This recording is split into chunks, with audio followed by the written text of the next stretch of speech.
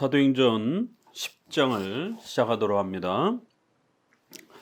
사도행전 10장, 11장은 고넬료가 전도받는 아주 중요한 또 장면이 우리에게 새롭게 소개가 됩니다. 로마 군대의 백부장이었던 고넬료의 이 전도 사건도 앞부분에서 소개된 것처럼 사울의 유대인이었던 사울이 전도되어지는 것만큼 또 사도행전에 있어서는 아주 중요한 그 위치와 또 자리를 차지하고 있습니다. 또 8장에서 사마리아인들이 이렇게 복음으로 또 초대가 되어지는 이 중요한 장면과 연속성에 있어서 이렇게 사마리아인이 전도를 받고 내시가 전도를 받고 유대인의 아주 그 가말리엘 문화의 대표 교사였던 사울이 또 이렇게 전도가 되어져서 기독교인이 되는 모습, 그리고 이제 마지막에 로마 군병이었던 결국 이 이스라엘의 적에 해당이 되는 이렇게 또 로마 군인이 전도가 되어지는 이런 엄청난 이 장면들은 1장 8절에서 약속했던 것처럼 결국 예루살렘과 온 유대, 또 그 다음에 사마리아, 그리고 땅끝까지 이르러 내 증인이 되리라라고 하는 이러한 하나님의 거대한 복음의 역사가 펼쳐질 것이다라고 하는 그 약속이 이렇게 하나씩 펼쳐져 가는 것을 우리에게 증명해 냅니다. 바로 온 유대와 사마리아라고 하는 이방인들, 또 온 유대라고 하는 이러한 형태가 복음으로 어떻게 펼쳐져 가는지를 계속해서 우리에게 증명해 냅니다.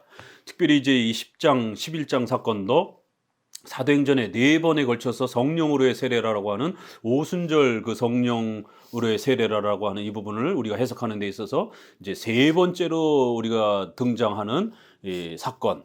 그래서 2장, 8장, 그 다음에 10장, 그리고 19장 이렇게 4번에 걸쳐서 등장하는 성령으로의 세례라고 하는 이 독특한 이 내용을 우리가 해석하는 데 있어서 아주 중요한 사도적 은사의 오순절 사도적 은사의 연속성이냐 단회성이냐 이 부분을 해석하는 데 있어서 또 3번째로 아주 중요한 포인트가 되는 또 그러한 장이기도 합니다.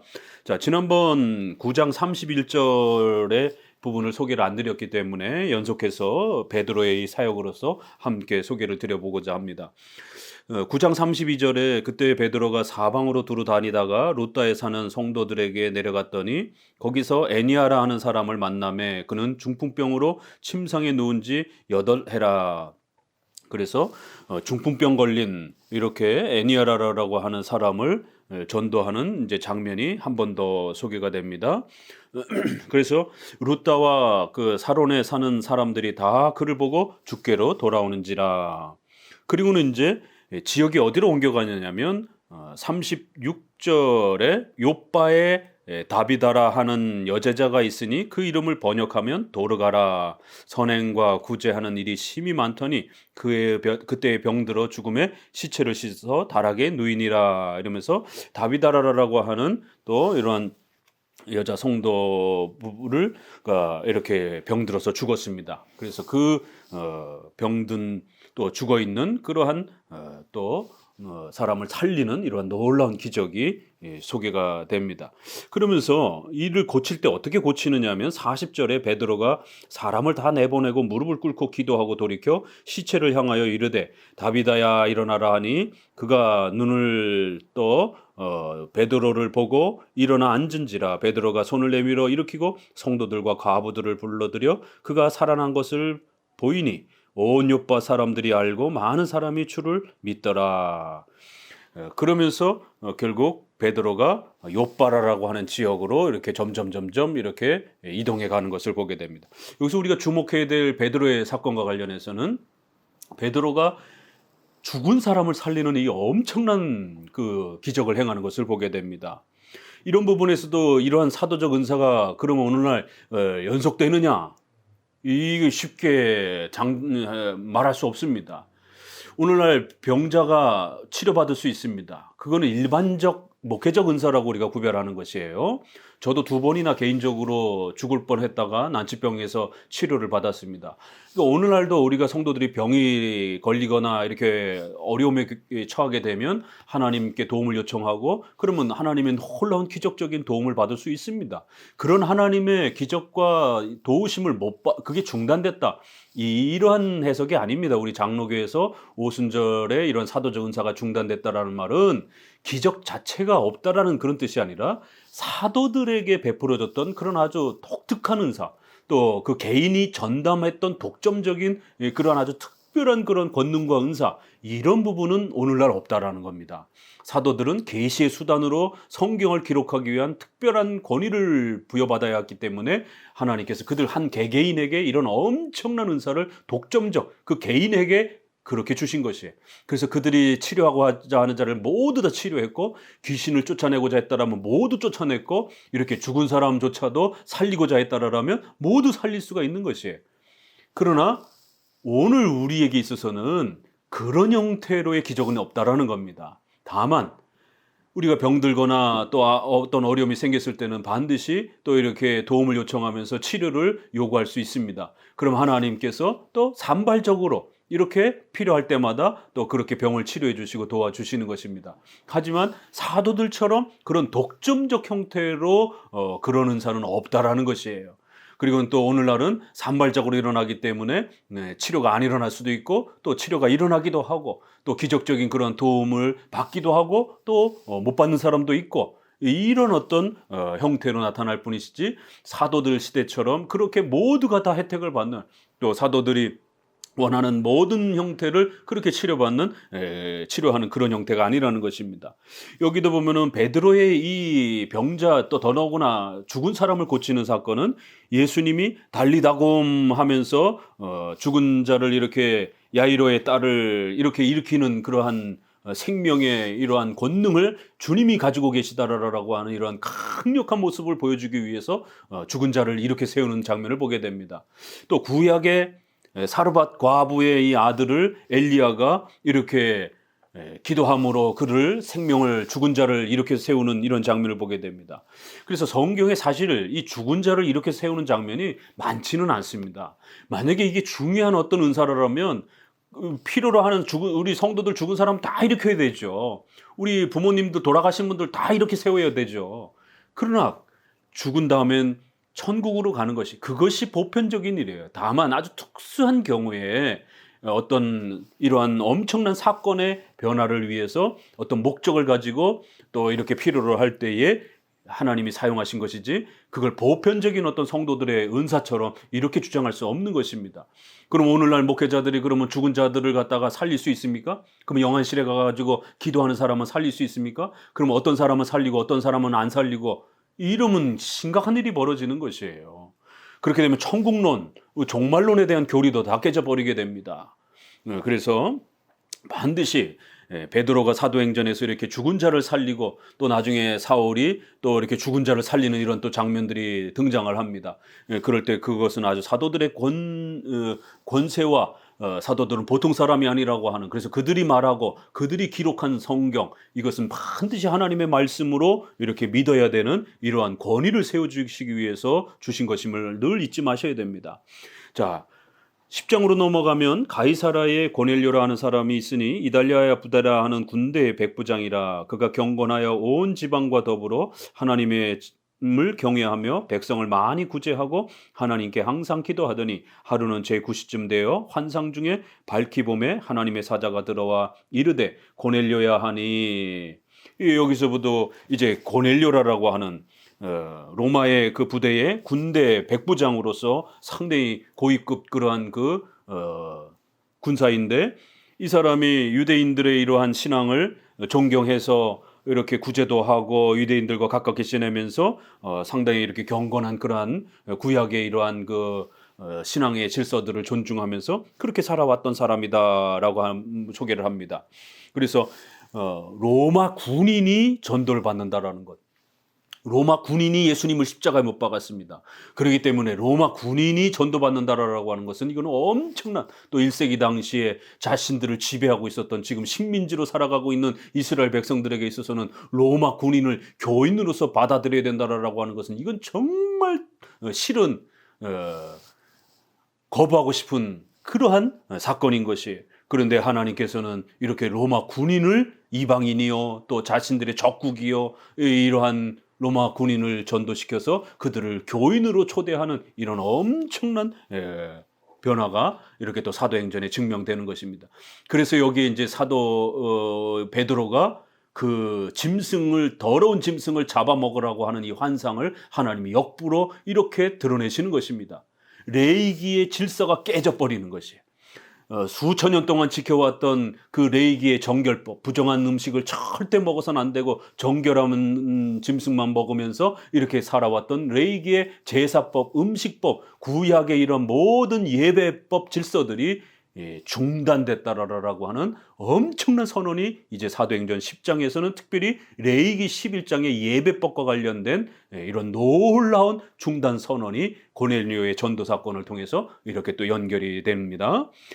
자, 그러자 고넬료가 놀라서 주목하여 보고 두려워 이르되 주여 무슨 일이니까? 천사가 이르되 내 기도와 구제가 하나님 앞에 상달되어 기억하신 바 되었으니 내가 지금 사람들을 요바에 보내어 베드로라 하는 시몬을 청하라. 그래서 이 고넬료의 기도와 이런 또 봉사가 하나님 앞에 소중하게 그렇게 인정되어졌다라고 말합니다. 로마 가톨릭은 이 구절을 가지고 공로주의를 또 이렇게 주장을 하기도 합니다. 선행이 우리 구원에 이렇게 수단이 된다라고 하는. 그러니까 로마 가톨릭도 봐라, 성경에 이렇게 이 기도와 구제가 하나님 앞에 상달되었다라고 말하지 않느냐. 이렇게 지나친 문자주의적 해석이 얼마나 위험한가를 알 수가 있습니다. 결국 사도행전을 가지고 오순절 사도행전의 이 특별한 기적이 연속된다라고 하는 이 은사주의자들도 다 그렇게 극단적 문자주의로, 봐라 성경에 있지 않느냐, 그럼 성경에 있으면 당연히 오늘날 이루어지는 것이지, 연속되는 것이지, 이런 문자적, 극단적 문자적 해석이 얼마나 위험한지를 우리는 아셔야 됩니다. 성경 전체를 교리적으로 이렇게 통합해서 일정한 교리적 통일성을 가지고 이렇게 읽어내지 못하고 그저 성경의 몇 줄, 그 구절만 보고 마치 그 구절이 어떤 특정한 교리를 확정하는 것처럼 이렇게 지나치게 편중되어서 읽게 되면 결국 다른 쪽에서 그 반대로 말하게 될 때 교리의 충돌이 일어나는 이런 심각한 일이 벌어지는 것이. 여기에서는 다만 그의 구원과 관련돼서 그 소개하는 이야기가 아니라 이걸 구원론에다 적용하면 큰일 나는 것이죠. 이것은 그의 삶에 있어서 성화와 이런 부분에 있어서 고넬료의 그런 헌신과 수고들을 하나님이 귀하게 여겨주시고 그거를 받아주시는, 은혜로서 받아들여주시는 그러한 정도로만 해석하면 됩니다. 자, 더 중요한 건 이제 베드로와의 만남이니까 그 뒷부 구절에 보면은요.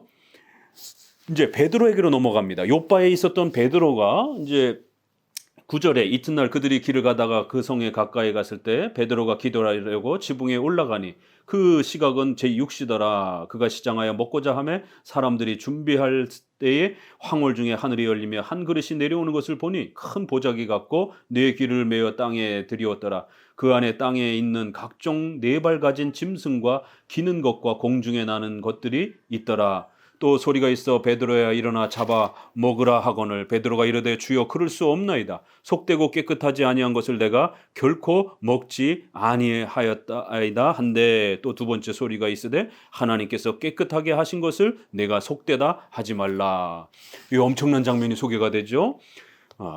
이제 고넬료는 자기 하인들을 베드로를 모셔오기 위해서 보냈습니다. 근데 바로 그 시간에 하나님은 이제 베드로에게 환상 중에 큰 보자기 가운데에 아주 더러운 짐승들, 레위기 11장에는 더러운 짐승과 깨끗한 짐승이 소개가 됩니다.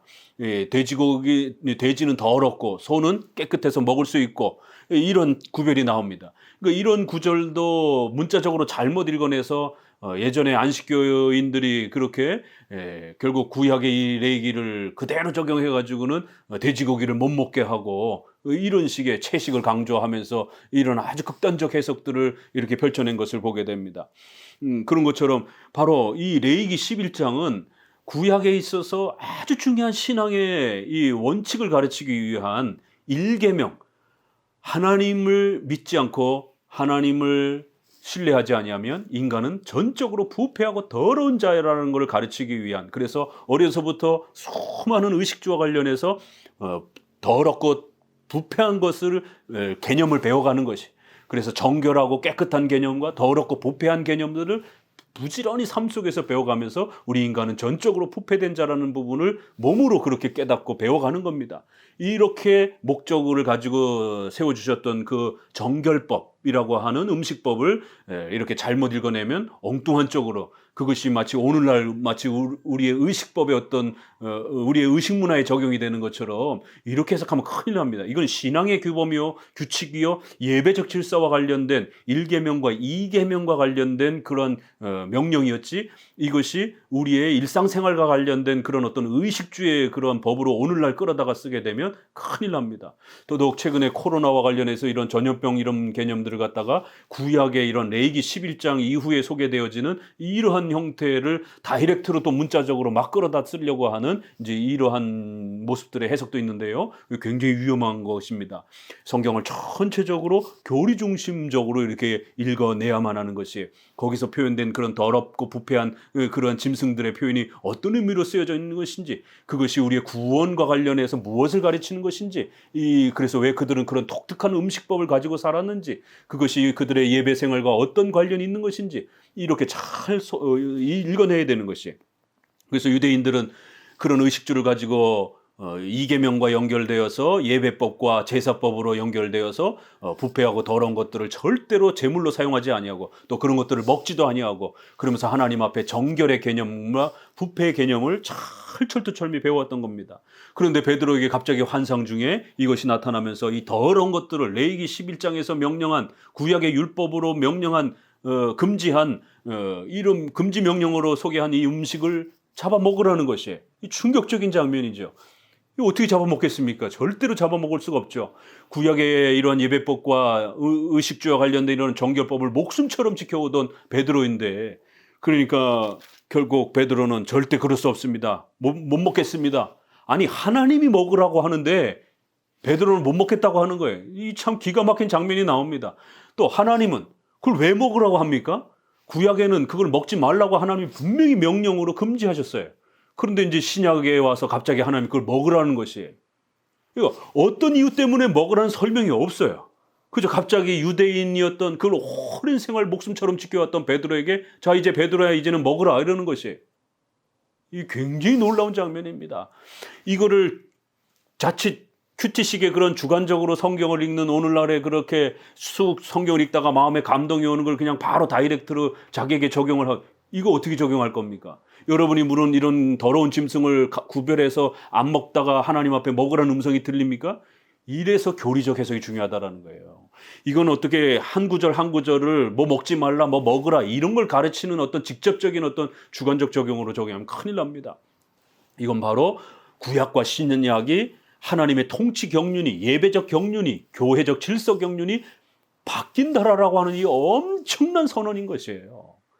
바로 그러한 교리를 가르치는 것이지, 여기에 특정한 구절이 일반 성도의 개인의 은사 체험이나 또 성도의 개인의 의식주와 관련된 어떤 생활 법령이라든가 이런 내용으로 적용되어서는 큰일 납니다. 이건 바로 구약과 신약의 예배적 질서가, 구약에는 목숨처럼 이 더러운 짐승을 먹어서는 안 되고 그러한 짐승들을 제물로 바쳐서는 안 됩니다. 그런데 이제 하나님은 그 구약적 예배가 끝났다라는 걸 선언하시는 것이에요. 고넬료의 이런 이방인 전도를 이용을 해서 이제 구약적 예배적 질서가 엄중하게 이제 하나님의 경륜의 변화를 통해서 은혜 언약, 구원받는 본질, 예수 그리스도를 믿음으로 구원받는 건 동일하지만 그 외적인 질서가 이제 하나님의 계획과 목적에 따라 예수님의 오시기 전과 후가 차이가 난다라는 것이. 그래서 구약에는 할례와 유월절로 또 제사 중심의 예배가 이제는 세례와 성찬으로 또 피제사가 없는 그러한 말씀 중심의 예배로 바뀌었다라는 걸 우리에게 선언해 주는 것입니다. 만약에 이러한 선언이 없었다라면 우리가 오늘날 안식일에서 주일로 이렇게 바뀌어서 예배드리는 것, 이것이 성경적이라고 하는 것을 어떻게 장담할 수 있겠습니까? 이렇게 하나님께서 스스로 구약의 그 모든 정결법이 중단되었다라는 것. 구약의 모든 그러한 의식적인 제사적인 예배법이 중단되었다라고 하는 선언을 강력하게 이 고넬료 사건을 통해서 베드로에게 소개를 하는 겁니다. 그래서 베드로조차도 이걸 감당할 수가 없기 때문에 3번씩이나 거절을 합니다. 아니 하나님이 먹으라고 하는데 어떻게 안 먹을 수가 있느냐 말이에요. 안 먹을 수밖에 없죠. 이렇게 오랜 세월 동안 살아왔는데. 그래서 하나님이 이제 그러한 질서가 중단되었고 새로운 질서가 열린다라고 하는 것을 베드로 사도인 베드로조차도 다시 가르쳐내는 것이. 그래서 베드로도 역시 이거를 3번이나 반복을 합니다. 이 사건은 엄청난 사건이었기 때문에 결국 베드로도 거듭 이 부분을 11장에 가서 다시 한번 동료 사도들 앞에서 반복을 하고요. 또 예루살렘 총회라고 하는 엄청난 이 첫 그 연합 모임에서 15장에 가서도 이거를 바로 구약의 이 질서가 새롭게 오늘날 어떻게 바뀌었는지에 대해서 이 사도 바울의 자신의 이 간증과 같은 이야기를 경험을 이야기합니다. 바로 이것은 바울이 전도되는 사건을 3번이나 반복하는 것처럼 베드로의 이 경험은 신구약이 바뀌어간다라고 하는 외적 질서가 바뀌어간다라고 하는 엄청난 선언이기 때문에 3번에 걸쳐서 사도행전은 그 중요성을 강조하는 것입니다.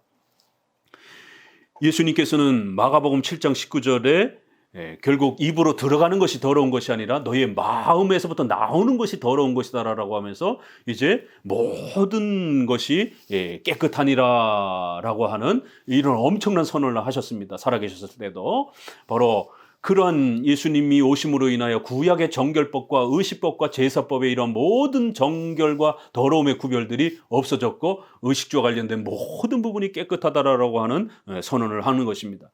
히브리서 9장 10절에서도 바로 구약의 이런 성전 제사와 음식 제사와 이런 모든 부분들은 그림자에 해당이 되는 것이고 개혁할 때까지만 맡겨둔 것이다라고 이렇게 소개하는 것을 보게 됩니다. 그래서 구약의 예배적 질서가 중단되었다라고 이렇게 선언을 하는 것입니다.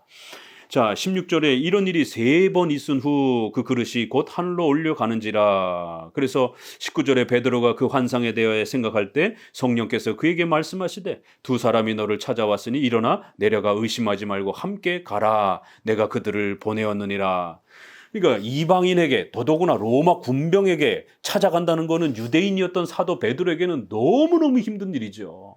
그러니까 결국 이 보자기에 쌓인 더러운 그 짐승을 먹으라고 하는 것은 그들이 더럽게 취급했던 이방인들, 더러운 그 악한 자들로 취급했던 로마 군인들을 교인으로서 받아들이라고 하는 이걸 가르치기 위한 그러한 예비적 사건이었던 것입니다. 그래서 의심하지 말고 가라는 것이 이건 하나님의 계획 속에서 일어난 거대한 변화요 역사라는 것이.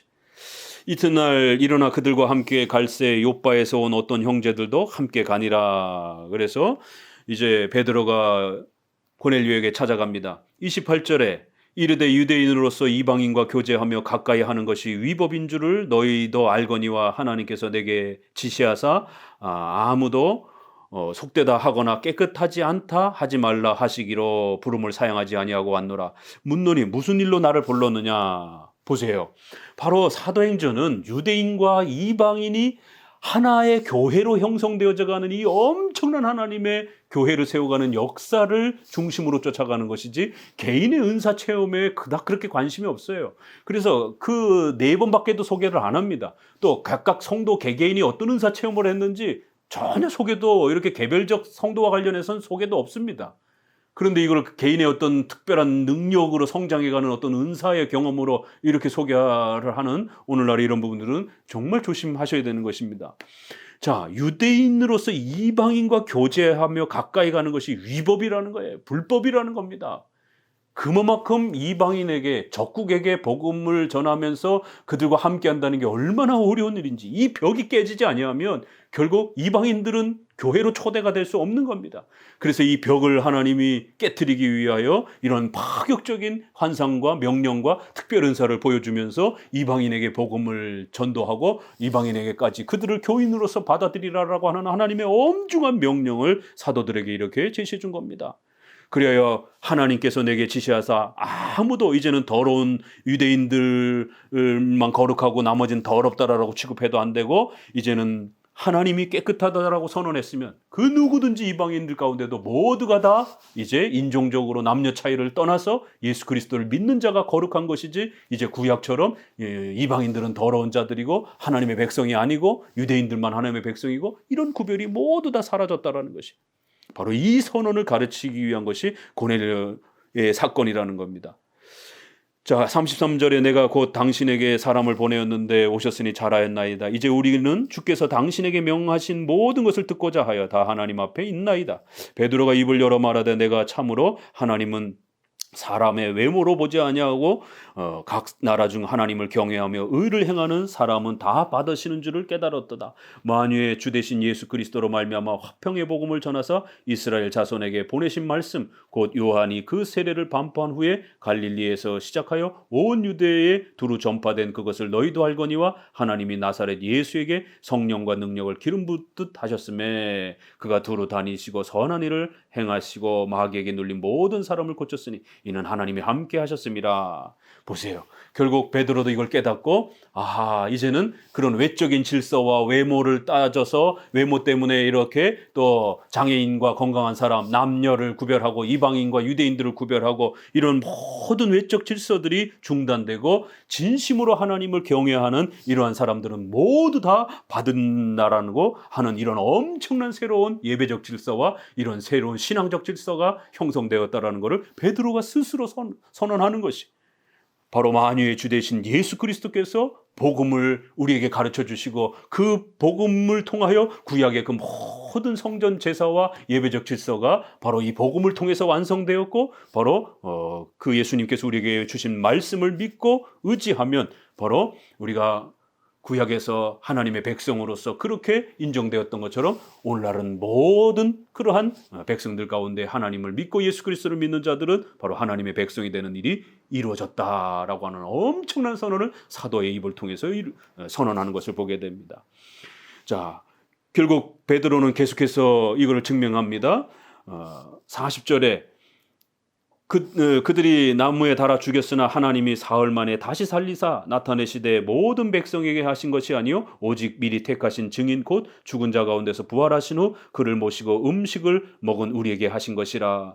바로 그 복음 말씀이란 무엇이라고요? 바로 예수 그리스도께서 십자가에 못 박혀 죽으시고 그 희생하신, 그리고는 그 엄청난 은혜를 모든 사람에게 주지 아니하고 하나님의 택하신 백성들에게만 그렇게 베풀어 주시는 이 엄청난 구원의 은혜, 바로 그것이 복음이고 그것이 예수님에게 우리에게 남겨주신 말씀이었다라는 것이에요.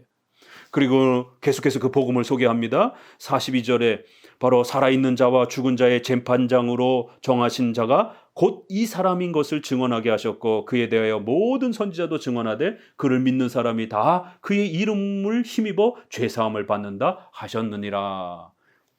핵심이 드러나죠? 바로 예수님은 누구시라고요? 산자와 죽은 자 모두를 심판하는 재판장이시요 또 우리를 구원하시는 구원자이심을 믿는 것, 바로 이것이 복음이라는 거예요.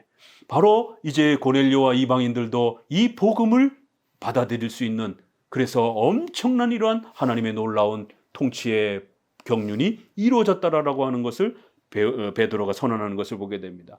그러자 이거를 강력하게 이제 외적으로 증명해내기 위하여 44절부터 성령으로의 세례라라고 하는 세 번째 사건이 등장을 하는 겁니다. 베드로가 이 말을 할 때 성령이 말씀을 듣는 모든 사람에게 내려오시니 베드로와 함께 온 할례 받은 신자들이 이방인들에게도 성령 부어주심으로 말미암아 논란이, 이는 방언을 말하며 하나님 높임을 들음이로라. 이에 베드로가 이르되 이 사람들이 우리와 같이 성령을 받았으니 누가 능히 물로 세례를 베품을 금하리요 명하여 예수 그리스도의 이름으로 세례를 베풀리라 하니라. 성령이 말씀을 듣는 모든 사람들에게 내려오시니 성령께서는 말씀, 설교와 함께 역사하시는 것이, 그래서 말씀을 가르치지 아니하고 이상한 집회라든가 이상한 것을 행하면 결코 성령께서 임하지 않습니다. 이것이 우리 개혁주의의 아주 중요한 하나님을 알아가는 중요한 신앙의 인식 원리입니다. 성령과 말씀. 성령만 강조하게 되면 오순절파 신비주의가 되는 것입니다. 그래서 성령은 반드시 말씀을 가르칠 때에, 말씀을 성경을 바르게 알 때에 하나님이 역사하시는 것이. 자, 그럴 때에 여기 중심은 뭐예요? 이방인들에게도 성령을 부어주셨다. 여기도 보니까 성령으로의 세례 이런 표현은 없어요. 앞전에서 말씀드린 것처럼 때로는 이렇게 성령을 받는다, 성령으로의 세례, 성령 충만 이게 같이 쓰여지는 것입니다. 예, 여기는 성령으로의 세례는 단어는 없지만 그러한 비슷한 형태로 방언의 현상이 나타나는 것을 보게 됩니다. 방언이 바로 그 성령으로의 세례의 외적인 그러한 중요한 수단이었고 표시였기 때문에 그런 것입니다. 그럴 때에 바로 그들이 동시적으로 또 세례도 받는 것을 보게 됩니다. 세례가 이렇게 중요한 것이 결국 세례는 거듭남의 내적인 신앙의 본질이 핵심이었던 거고 성령으로의 세례라고 하면서 외적인 방언의 이런 현상은 사도들 시대에 바로 이방인들에게 사마리아에게 로마 군병에게 복음이 전도가 되어진다라고 하는 이것을 증명해내기 위하여 사도들을 설득하기 위해서 사도들의 그 벽을 유대인들의 그 벽을 무너뜨리기 위해서 하나님이 특별하게 주신 사도적 은사이지 연속되는 은사가 신자에게 연속되는 은사가 아니라는 것입니다. 이렇게 해서 성령으로의 세례가 받는 게 더 중요했다라면 여기에 세례를 나중에 뭐 알아봤습니까? 여기 순서가 거꾸로 돼 있어요. 성령으로의 세례를 하면서 방언을 먼저를 합니다. 그리고 나중에는 세례를 받는 것이에요. 거꾸로 됐는데 이걸 어떻게 증명할 겁니까? 해석할 겁니까? 세례는 1차고 성령으로의 세례가 2차라고 주장했던 분들, 여기서는 성령으로의 세례 방언을 먼저 하고 그 다음에 세례를 후에 받습니다. 그래서 우리가 장로교회 개혁파의 이러한 세례가 바로 우리의 중생과 거듭남의 구원의 이런 외적인 표시와 인침을 드러내는 가장 중요한 죄사함 받고 회개하여 죄사함 받고 거듭났다라고 하는 내적 신앙의 이런 모습을 외적으로 세례를 통해서 확증하는 것이지 이러한 방언이라든가 병고침이라든가 축기라든가 이런 걸 통해 가지고 은사를 확보하면서 그걸 표시하는 것이 아닌 것입니다. 자, 오늘은 이렇게 사도행전 10장을 통해서 또 다른 놀라운 로마 군병에게 복음이 전도가 되어지는, 그리고 특별히 그걸 사용해서 구약의 제사법과 정결법이 중단된다라고 하는 엄청난 선언이 이렇게 소개되어지므로 신약에 새롭게 간초롭게 단순하게 형성된 이러한 세례와 성찬 중심의 말씀 중심의 이런 예배, 또 이러한 교회가 얼마나 거룩하고 소중한지를 이렇게 증명해내는 소중한 장면이 바로 10장의 장면인 것입니다. 감사합니다.